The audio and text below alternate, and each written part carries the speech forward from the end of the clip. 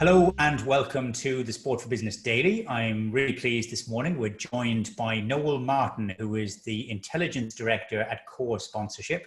Core produced a state of play report into how sponsors and rights holders are emerging from the lockdown and the shutdown of sport over the last number of months. You're very welcome to Sport for Business again, Noel. Thank you very much, Rob. Great to be on the platform again. Thank you. Cool. Tell us a little bit about the origins of where the State of Play report has come from and who you were speaking to in order to get the insights that we were able to carry yesterday morning and that we're talking about today. Great, thanks very much. Well, I suppose it's actually the second report that we did. We did our first report was at the earlier stages of COVID back in March, and we got a great feedback from that as well, thanks in no small part to yourself, Rob.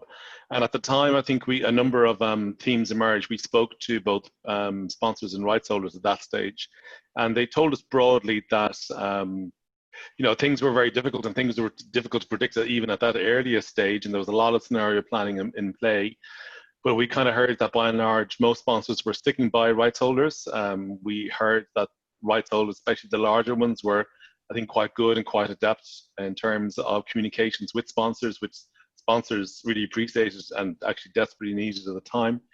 But there was a lot of uncertainty, and people were thinking really in a short-term point of view. But I think overall, we were relatively optimistic, I think, in terms of the outcome of that report. We kind of felt that there was an opportunity towards the back end of the year for both sponsors and rights holders to make up lost momentum. But a lot has changed since then, and there's been a lot of casualties, and a lot of sports has been kind of lost along the way, and people have had more important things to think about. So what we want to do now basically was kind of test that opinion in terms of whether if the opportunity still lay there for sponsors and rights holders. So this time around we spoke to many of the leading sponsors in the marketplace. I think we found that the properties that were represented by those sponsors we spoke to made up 10 of the top 20 properties in our national sponsorship index. So that's a decent barometer, I think. But also, I think even more importantly, we wanted to speak to the fan. So we had a nat rep survey over 1,000 people. And, sponsorship at the end of the day is all about the fan, adding experience to the fan and enhancing their overall, the overall value of sponsorship to them as well, and hopefully extracting goodwill from the fans. So we wanted to speak to them. And really what we wanted to see was, were they excited about the return of sport as we thought they might be? And we spoke about sport more than music or other sponsorship properties, because at that stage, and probably still now, there was a clearer path for sport returning than there were for other forms of entertainment. But we feel that there's probably parallels to be drawn. So we basically spoke to them, as I said, to a nat rep survey to see how they felt about sport and were they excited, and how excited were they, if they were, about the return to sport. Okay, there was a mix as well between the different sports, and you broke those down according to, shall we say, the sports which would be driven more by a television audience, and those that was a greater reach out and a greater level of experience and the actual event side of things. Obviously, the return to play behind closed doors has been a success in televisual terms. The numbers are up, the engagement is good, the piped sounds into the stadium mean that we'd barely notice if there was anybody in the crowd. But maintaining a 200 limit on our GAA championship matches behind closed doors at the Aviva Stadium next weekend, that's a different kettle of fish. And you found that impacted on the excitement levels of fans coming back into the sport as well. Yeah, we did. So I suppose, and we might come back to it later, it's important to say that we found that 70% of fans, were excited about the return of sport, and that's great, and that gave us a lot of solace. But we actually probably have spent more time thinking about the 30% than the 70%, to be honest, in terms of why they weren't as excited. And then we looked at that, the reasons why, and we looked at that on a sport by sport basis. And there were two main reasons really for people not being as excited about the return to sport as others. And one was that, some people felt that they actually missed the sport less, or missed it less than they thought they would, which is actually a little bit of a surprise, because most of us, I think, would have missed our favorite sport or lots of sports. I think most of us on this platform are sports fans. And also, though, there was a significant cohort of people who felt that the experience wouldn't be the same, and that is understandable, and it wasn't as surprising actually. And it differed a little bit. There were some consistencies, but it did differ a little bit on sport by sport basis. So, for example, I think on from memory, horse racing and soccer, people felt that they missed it actually a little bit less than they expected to. And I think those two sports, maybe horse racing in particular, or same applies to football actually, especially Premiership football, most of that is consumed on TV as well. So I think that was probably a reason for maybe missing it less than they thought they would. Then you go to the other sports, especially Gaelic football, camogie, ladies Gaelic football, sports that we often try to get to, with success. People actually felt that the experience of those would be diminished. And I think in terms of the COVID regulations you just mentioned, another metric that kept popping up in that was that people felt that because they couldn't be there themselves, because they couldn't attend matches, that their experience would be diminished. And that kind of makes sense when you think about it in terms of club games throughout the country, or women's football, or the qualifiers, football championship, whatever the level is. Most of us get a huge kick out of making those trips across the country. We're all listening on RTE Radio 1 each Monday for the qualifier draw, for example. There's great buzz and excitement across the championship summer, whether it's camogie or ladies football or Gaelic football or hurling. So I think the diminished numbers, and I suppose, the sense around it not being the same had an impact. I drove past Croke Park on Sunday, not deliberately, but just happened to be coming back from the north side of Dublin. And it struck me as we were going past that it was the All-Ireland hurling final Sunday. Yeah. And it didn't strike me in the morning. It wasn't the first thing that I thought of when I woke up in the morning that it should have been, whereas it would have been had we been in any other year. Is that a worry for sport and for sponsors' engagement with it, though? That like 30% is a fair chunk of people who are not as excited about the return to sport as you say. Most of us that would live and breathe it, it's among the most important things in our lives, and we're very excited and anxious to actually get it back and make sure that it stays safe. But 30% is a big chunk of people for whom maybe some of the magic has gone. Is that something that we can actually reignite in terms of the people's excitement? I think it's definitely a significant challenge. It's a large percentage of people as well. And then when you kind of think about, we all work in this industry, and maybe in some sense we're easier swayed or easier reached by sponsors and marketers. But then I've been kind of thinking the last few days, those older people, for example, or people living in rural communities, they might be more difficult to bring on board, actually, I think. So it is a significant number of people, and sponsors are going to have to be even more creative and more adept than ever in this year of all years in terms of bringing them on board. And I think it's the word we use every year, but I think it is even more relevant this year. Creativity and imagination, I guess, are going to be even more important than ever before. Tapping into that 70% that are already excited, you can argue they might be relatively easy to convert. That 30% though, it will be difficult, especially not being there. And also because sponsors can't really activate at grounds as well as they'd like to. So yes, they will have the signage, but they won't be able to do anything in the stadium or outside of the stadium either. So that makes it even more difficult. So they probably will be relying more on the traditional channels and traditional formats, and probably digital to do that. But then, as we said in the survey, TV advertising, for example, is so much more expensive in October, November, December than it is at summertime. So I think we said in November, it's almost twice as expensive as it is in July. That makes it more difficult again. But I think in terms of, the overall level of sponsorship expertise in the market at the moment, and looking at our brightest and best sponsors, most of them are going to be on the pitch in the last few months of the year. So I'm still reasonably confident that they crack it, but I actually think it's even a bigger obstacle than they usually have to face. Is there a possibility that there was a timing issue as well, in that football or soccer and horse racing had come back in a televised experience? Yeah. I think horse racing actually did well. They attracted in a few new sponsors, and there were, the TV audiences were good. It was broadcast over to the UK from the Curragh, things like that as well. But the rugby and the GAA, which we should have experienced either the end of a season or the beginning and the middle of a season at that stage, they're both they were both on the longer finger. Now we'll get rugby back next weekend. The GAA has been thriving at club level in terms of getting people back active and out on the pitch. But the COVID regulations have definitely dampened the atmosphere around matches. And of course, the inter-county season is still a good 2 months away from actually coming into play. That level of excitement and that fever pitch of excitement, maybe we were a little bit further away from that in terms of some of those big key sports, and perhaps the 30% might have been overstated as a result of that. Yeah, I think that's a fair point about rugby and Gaelic games. Gaelic games in particular. It'll actually be really interesting to see what rugby looks like in this coming weekend. I think in terms of having it in the Viva Stadium, obviously there's challenges there about how it looks on the TV, but at the end of the day, you want your best matches to be in the best possible platform, and that's what Pro 14 have definitely managed to do. And I think in terms of the GAA, I think a lot of us look to the GAA in terms of a barometer within the industry, or even a barometer within society. So I think we kind of were particularly looking forward to seeing GAA action, and there was a while when we thought we'd have none, and then we saw club.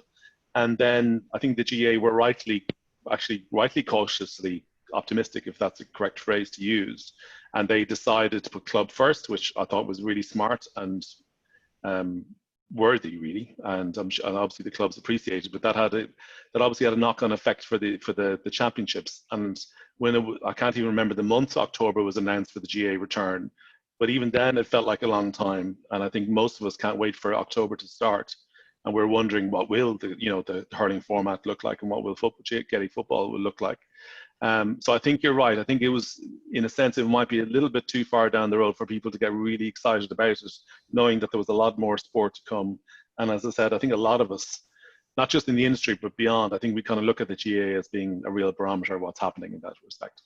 It has been, there's been a couple of brands that have remained very active out there. AIB have run their toughest summer series of video content, which has been very good. Vodafone back in action with announcing the Lions tour sponsorship for next year as well. Then you've had Lidl and AIG and others activating as part of the 20 by 20 campaign and putting themselves out there in social media as well. There was an element of the research which showed how the brands that have been active and have been putting themselves out there, like SuperValue and Centra, Musgraves around the GAA community charge, that they will actually have done particularly well, that they might get more bang for their buck out of the good stuff that they've been seen to be doing. Yeah, I think they've had a head start, Rob. Like a lot of those brands that you mentioned, and there's a couple of others as well. Like AIG, actually, I have to say, they really stood out for me in terms of content. I think they were one of the first brands to realize we can work around the problems that we have. We can create content. I've no doubt that they had archived content to draw on as well, and I think they kind of got a sense I think they got the balance right, actually, in terms of what was needed, but also, being respectful of what was happening. And all of those other brands did it as well. AIB did it particularly in terms of the toughest summer, like, getting the caliber of someone like Ross Whitaker on board alone. I remember looking at it at the time and going, wow, that's a big play, like a really big play in terms of the work he's done. And when you see it, and I looked at the David Brady one again recently, it's really strong stuff. And I can't wait for the episodic piece to come along. But I think in terms of those brands that have been quite innovative and creative, especially within digital, they're going to have data and learnings to draw on. They're going to learn from their mistakes, and they're going to learn from their success as well. So I think they have probably got a head start there. And it's probably given them the confidence actually to invest a little bit more in that channel. They'll have seen the returns from it. And also I think a number of those brands probably did things differently in digital than they ever did before in terms of content or platforms, and that gave them confidence. So they probably have a head start. And we might come to it later in terms of cluttered calendars, but I think at the end of the year, but I think for us, it's not necessarily going to be those people who shout the loudest. It's going to be those people who kind of step outside the noise and are imaginative and creative and tap into people's fandom. So yeah, I think some people have a kind of a first mover's advantage right now. I know that one of the major sponsors has got a big campaign ready to kick off this weekend. We'll be covering that in quite some depth towards the end of this week. And there is that sense that, that people are ready now, that they've been in preparation mode for whatever sport looks like post lockdown and post shutdown, and they are ready with some of these bigger campaigns now. And yet, one of the questions that you asked, particularly of the sponsor side of it, was their readiness, their sense of readiness for how they were going to both get active again and how they were going to perform. And the number that came out of that was on a scale of 10, it was 6.3, which suggests that there's still an awful lot of work to be done. Yeah, I thought it might be higher. I think people were being very objective, actually. I thought some people might pitch it a little bit higher. But I did a number of interviews there myself, actually, and I kind of probed that a little bit more, and as did my colleagues, obviously. I think there's a number of reasons for that. I think there's obviously been a huge amount of uncertainty. I don't think we kind of need to expand on that a little bit more, or even anymore. I think there's been a lot of scenario planning, which is really wise. But when you kind of scenario plan many different options, it's kind of adding stress to the business. It's adding stress to the marketing department. It's taking the agency hours away, and you're still not entirely sure where you stand. I think it's only recently, really, when most of the sports got bedded down in terms of what the timeline's actually going to be. And also there's this, I think, feeling within a lot of sponsor businesses, are we going to actually have the money to do this at the end of the year to support it properly the way we would usually do it? Are the sports, or the timelines as they're being set out, are they actually going to happen like that? And even now you kind of hear incidents of positive cases within clubs dotted around Ireland, and people are actually very nervous about that. And you still see the odd article, all the time, basically, on a consistent basis about, is it right that sponsorship or that sport is returning? So I think there's still that there is still that uncertainty overall, and people would like to be more prepared, but I think they're still waiting for a number of things to fall, really, before going gung ho and then investing, because sponsorship isn't cheap. You're going on TV, for example, or many other activations. It's expensive. It's expensive to produce, expensive to air, expensive to get out there. So I think people are kind of still holding back until they have a little bit more time and, I suppose, confidence, and then they'll probably be more ready. But I think it's just a function of what's happened the last few months. The market is very skittish. It really is, and it's trying to figure out what's the right thing to do at the right time, and that's really difficult. Do you think that sponsorship has kind of proven itself to be deeper rooted, and that it may secure an extra burst out of the overall, admittedly, a diminished marketing budget that many brands will have? But do you feel that sponsorship, even by virtue of its absence, has actually proven itself as being an effective means of actually reaching into the hearts and minds of people, as opposed to perhaps some of the more direct advertising forms? Yeah, I think it may have. I'm not so sure will it get an extra spin in terms of the budget, but I think what it has done. Well, actually, just go back a step. Even when we did the first report, we realized very quickly that sponsors told us that they weren't the most important people in the room in the first few weeks of COVID. A lot of difficult decisions were being made throughout their respective companies. At an ops level, sales level, on the ground. We had clients who basically had to pivot to working from home, even the ops side of the business, where they never had to do that. We'd heard about energy companies contacting their customers who felt they were going to be more vulnerable. Insurance companies were under a lot of pressure to refund premiums. So, there were a lot of conversations being had before a sponsored conversation happened at all. And then it did, and going back to what you said, a number of people, I think, did it really well. And I think kind of what we found in the research and talking to sponsors is that some sponsors actually told us when being kind of charged or tasked with less, I suppose, scope to work with in terms of sponsorship, less money or less scope in general, they actually kind of learned a little bit more about their property, that, for example, it had even more local potential than it possibly had. I think for some people as well, it allowed brands to talk. Sponsorship allowed brands to talk in terms of it kind of softened what the company was saying overall. And again, I think a lot of brands in this case have kind of stood up and have tried to relate to target audiences, have basically tried to stand by target audiences, and sponsorship is a particularly effective way of doing that. So I think that, coupled by people who did it very well, and we've already mentioned a number of examples, I think some people have actually I think some people and sponsors in general might be in a better position than it was in terms of how it's perceived within the boardroom, maybe. But that doesn't necessarily mean that it's going to get more cash next time around.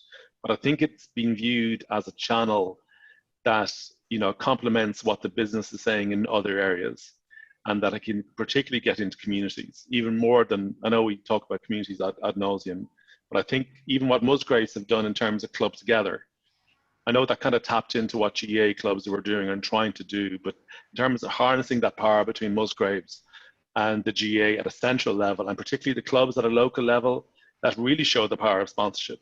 And I think that's a really good example of what you said in terms of maybe emerging from this with sponsorship being viewed a little bit differently. Yeah, I thought at the beginning of this that those who do the right thing all the way through will be rewarded at some point, hopefully before we all get to heaven. But the reality is that we're coming back now. We have to be optimistic. We have to keep our heads down and our hands washed, and we have to make sure that sport does come back in all of its glory. It's going to have an abundance of glory if we get everything that's on the schedule at the moment, never mind 2021, which is going to be a mad bean feast, but the remainder of 2020 with with the rugby coming back, both in the Guinness Pro 14, the Heineken Cup, the Guinness series of internationals, the return of the Six Nations. Then we've got the All-Ireland Championships, 4 All-Ireland finals at Croke Park in the space of 8 days in December if we get there. Is that a big challenge in itself? Because sponsors like to feel as though they can dominate a particular area, a particular section of the calendar, and the activations are geared towards that level of standing a little bit above their rivals. Now there's going to be an awful lot of jostling, if not in the stadia, then certainly in the media around them. Yeah, I think you're right. I think there's going to be a lot of jostling. It's a good way to put it. Like, the Irish sporting landscape isn't as neat and tidy as it is in the States. But, you know, there is a little bit of separation amongst the big sports. So, for example, rugby and GA, for example, are kind of nicely teased apart. You know, rugby is obviously very strong at the start of the year, and GA is particularly strong in summertime. But now, as you rightly say, they're on top of each other. So that definitely is a challenge. And it's actually, even it's something that we didn't say in the report, but it's something we talked about quite a bit at the time. It just didn't make it there. October, December, like I say, it's going to be a dream scenario for fans, but it could be a nightmare for sponsors. And October, December is a time where, if you take retailers, for example, and telecoms, retailers in particular, they use that time of year to obviously to promote their Christmas offerings. And, you know, there's always that kind of race in terms of who won Christmas among the retail category, who won it among the telecoms category, or the alcohol industry as well. But this time, while they're actually planning for Christmas, they're also planning, all those guys are planning for sporting return as well. And I think overall, it's possibly going to affect their share of voice levels. So, you know, going into the start of the year with some relative degree of accuracy, they'd have been able to predict share of voice levels based on what happened in previous years and based on their own current budgets. Whereas now, it's actually going to be really difficult to predict share of voice levels because no one really knows how many ratings everybody's going to have by the time we get to October, November. It goes back to what I said at the start. TV in itself, or TV in particular, is so much more expensive. So they're not just planning for sponsorship, they're planning for a pivotal time of year where, you know, we know loads of industries where a big part of their sales, big share of their sales comes in the last quarter. They have to manage that as well. So yeah, it is a challenge. And I think, like I said, it'll be those people who kind of step out of the noise who are particularly smart at it. I think the first mover advantage is relevant as well. I think a big challenge, I think, though, then is most of us, or almost all of us are going to have that experience of watching sports from the home. So how are they going to make that experience better for us? That is a big challenge. And AIB have made a good stride there and said for towards toughest summer. I wouldn't be surprised if other people have kind of cards up their sleeve as well. But how will those brands actually enhance our TV viewing experience? That's something I'm kind of looking forward to seeing. Well, there is no playbook on emerging from a situation like this. Marketing was barely born the last time that we went so long without so much big sporting events to actually sort of come towards. And naturally enough, sponsorship has grown enormously over the last decade and now perhaps faces its greatest challenge to make itself relevant and pertinent and part of the solution to getting sport back onto the fields, back into the stadia, and, as you say, back onto the TV screens. Don't have a playbook, but having the intelligence and having learnings from research and knowing what other people are about and how they're approaching it is perhaps going to be the introduction to that playbook, which when it eventually gets written. And for providing insight into exactly that, I'd like to thank you, Noel Martyn, and the team at Core Sponsorship for producing the State of Play report. You can download it. You can reach out to Core at onecore.ie, and there will be links through there so that you can actually find out more about the detail in it. But for now, Noel Martyn, thank you very much. Thanks very much, Rob. Thanks a million.